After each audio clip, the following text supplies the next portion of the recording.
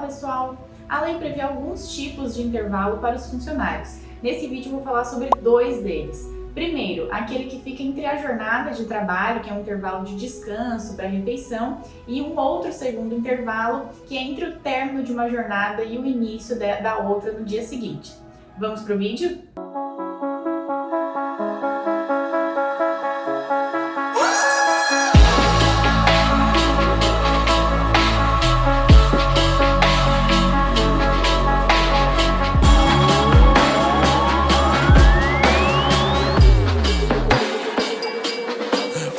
Pessoal, então aqui para o começo do vídeo eu quero esclarecer primeiro qual a finalidade que esses intervalos possuem, tá? Esses intervalos que a lei prevê, eles são importantíssimos, justamente porque se foi feito muito estudo, para se chegar nessa conclusão de que determinado intervalo tem que ter esse período mínimo, outro intervalo tem que ter aquele período mínimo, para que a pessoa, para que o trabalhador ele tenha saúde. Então, não se pode ter uma jornada de trabalho também muito estendida. A gente tem vídeo sobre isso aqui no canal, mas agora o foco são os intervalos.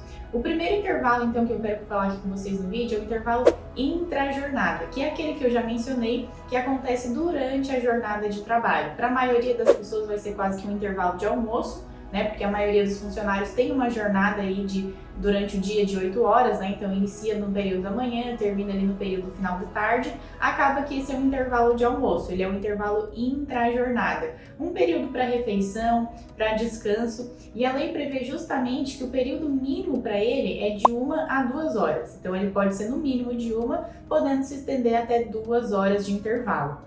Existem ainda também algumas convenções coletivas que se ajustado entre os sindicatos e também entre a empresa, é possível que o trabalhador ele usufrua apenas de 30 minutos. Então, para categorias específicas, há a permissão de que seja no mínimo meia hora, mas a regra é justamente essa que eu já mencionei. Mínimo de 1 hora, máximo de 2 horas para esse intervalo que ocorre no meio da jornada de trabalho. Para as pessoas que também trabalham no período noturno, existe também esse mesmo intervalo. Então, digamos que seria um momento para fazer uma refeição, uma janta, um descanso e aí depois retornar ao trabalho.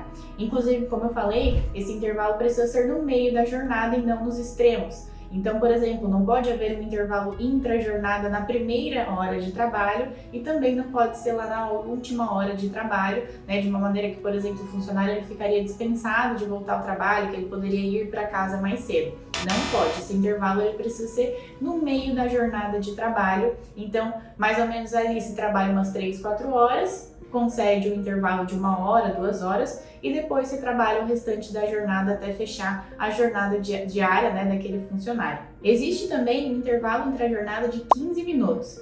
Esse é para aquelas pessoas que trabalham no máximo 6 horas por dia. Então essas pessoas que não atingem mais de 6 horas por dia trabalhadas, elas não têm direito de fato de usufruir de 1 hora de descanso, mas sim de 15 minutos. Justamente porque o tempo de jornada de trabalho é reduzido. Então foi feito estudos também sobre isso e foi visto que 15 minutos é o suficiente para que a pessoa tenha um período de descanso, de lanche e retorne ao trabalho.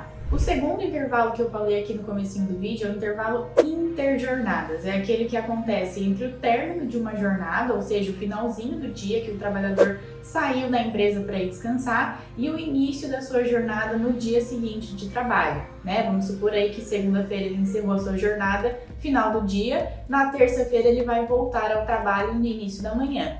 Esse período entre a segunda e a terça-feira precisa ser no mínimo de 11 horas. Então esse intervalo interjornadas é de no mínimo 11 horas para aquelas pessoas que trabalham aí cumprindo uma jornada normal de 30 a 44 horas por semana. Essa é a regra. Então, por enquanto, falamos do intervalo intra-jornada e também do intervalo interjornada.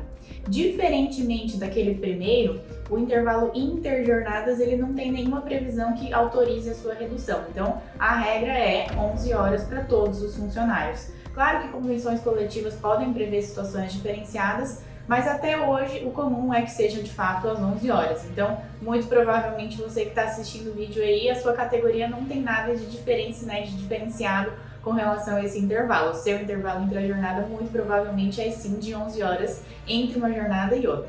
Vamos então para um exemplo prático em que esses dois intervalos vão ser aplicados. Vamos supor aí que a gente tem um funcionário chamado Pedro e ele inicia a sua jornada de trabalho, o seu dia de trabalho às 7 da manhã. E ele continua aí trabalhando durante o dia até às 5 da tarde.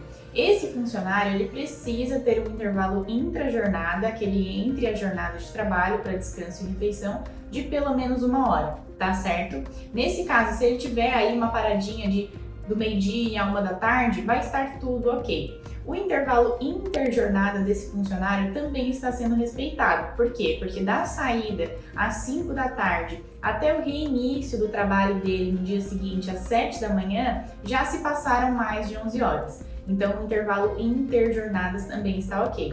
Agora, diferente seria se esse nosso funcionário, ele trabalhasse, por exemplo, um período de mais movimento na empresa, mais vendas, ou então um aumento na produção da indústria, e ele precisa, naquele dia, iniciar a sua jornada também às 7 horas da manhã, mas ele acaba estendendo o seu horário de trabalho até 11, 11h30 da noite, então 23, 23h30. Se ele iniciar a sua nova jornada de trabalho no dia seguinte, novamente às 7 horas, aí a gente já percebe que tem desrespeito ao intervalo interjornadas, porque da saída dele naquele dia às 23, 23h30, até o reinício no dia seguinte às 7 horas, não houveram as 11 horas de descanso. Então a gente viu que nesse segundo exemplo, o intervalo interjornada deles foi desrespeitado. Então aí, o que acontece, Qual a consequência, por exemplo, nesse caso em que ele teve um intervalo desrespeitado, ou até mesmo se ele não tivesse usufruído do intervalo de intrajornada, o intervalo de almoço, ele trabalhasse das 7 da manhã às 17 de forma consecutiva, sem nenhuma pausa. Tanto um quanto o outro, ele pode ser cobrado na justiça quando houver o desrespeito. Então, caso você esteja em algum trabalho que você não está conseguindo usufruir do seu intervalo, procure primeiramente a empresa para ter uma conversa, explicar que você sabe que é o seu direito e que você quer usufruir desses intervalos. Se ainda assim a irregularidade persistir, ou também se for o caso de você não estar mais na empresa, você pode cobrar esses intervalos que foram desrespeitados através de um processo judicial. Com o auxílio de um advogado, ele vai te explicar direitinho como é que funciona o andamento de um processo e você vai buscar a justiça para cobrar esses intervalos que foram sonegados, que você não pôde usufruir. Tá certo? Uma última perguntinha que pode estar surgindo para muitas pessoas é que, como é que eu vou provar que muitas vezes eu não tive esse intervalo, Primeiro de tudo, o cartão ponto, ele serve para que você marque o seu horário de trabalho fielmente. Então, o momento em que você iniciou a sua jornada, o momento em que você encerrou a sua jornada de trabalho, devem ficar registrados no cartão ponto.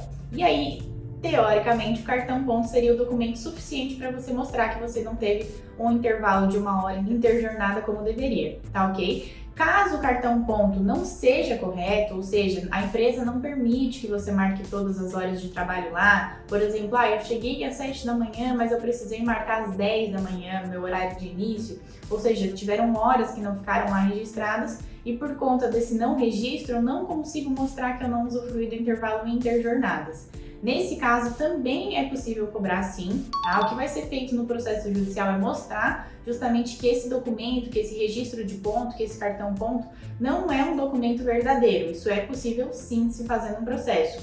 E aí quem vai mostrar e comprovar para um juiz quais os horários de trabalho que você fazia é a testemunha, uma pessoa, um colega de trabalho que viu que você chegou de fato naquele dia às 7 da manhã, mas acabou registrando o seu cartão ponto somente às 10. Então é possível cobrar utilizando o documento, porque ele vai mostrar a irregularidade, ou se esse documento ele for irregular, não tiver as marcações corretas, a gente consegue também invalidar, que é assim que a gente fala, o termo técnico, invalidar esse documento e cobrar também com uma testemunha comprovando os horários de trabalho que você fazia. Para o vídeo de hoje é isso, pessoal. Se vocês gostaram do vídeo, curtam, compartilhem também com seus colegas aí que podem estar precisando dessas informações, das dicas sobre intervalo entre a jornada e interjornadas. Se inscrevam aqui no nosso canal para acompanhar e ficar por dentro dos vídeos, receber as notificações quando a gente mandar vídeos novos aqui para o YouTube. Tá certo? Abraço!